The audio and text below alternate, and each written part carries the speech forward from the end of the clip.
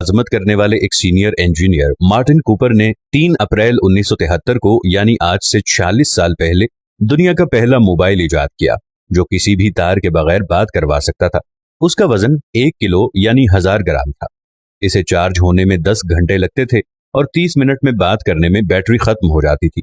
एक दहाई बाद 1983 ईस्वी में मोटरोला ने दुनिया के बड़े कारोबारी अफराद और अहम सियासी शख्सियात के लिए एक जदीद मोबाइल तैयार किया जिसका स्टैंड बाई टाइम 6 घंटे था और इसमें 20 नंबर महफूज किए जा सकने की सलाहियत थी।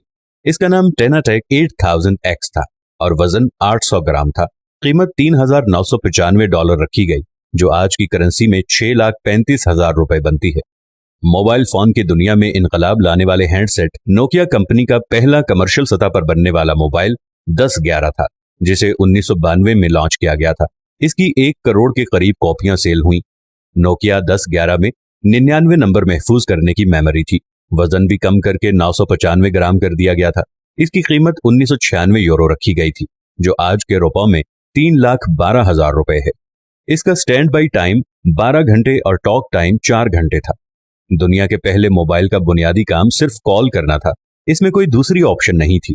फिर SMS ऐड हुआ, फिर इंटरनेट, फिर दुनिया की हर चीज को मोबाइल में शिफ्ट कर दिया गया।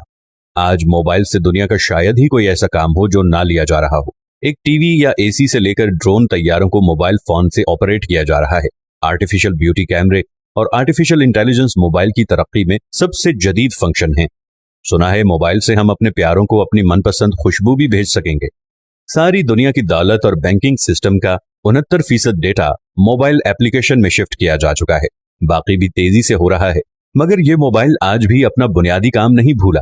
आप कोई गेम खेल रहे हों या फिल्म देख रहे हों, इंटरनेट सर्फिंग कर रहे हों या वीडियो बना रहे हों, अलगरज एक वक्त में 10 काम भी कर रहे हों, तो जैसे कोई कॉल आए मोबाइल फौरन से पहले सब कुछ छोड़कर आपको बताता है कि कॉल आ रही है, ये सुन लें। वो अपने सारे काम रोक लेता है और एक इंसान जिसे अल्लाह ने अपनी इबादत के लिए पैदा फरमाया और सारी कायनात को इसकी खिदमत के लिए सजा दिया, वो अल्लाह की कॉल पर दिन में कितनी बार अपने काम रोककर मस्जिद में जाता है। मस्जिद जाना तो दरकिनार, अब अल्लाह की कॉल यानी अजान पर हम अपनी गुफ्तगू भी रोकना मुनासिब नहीं समझते। अल्लाह अकबर।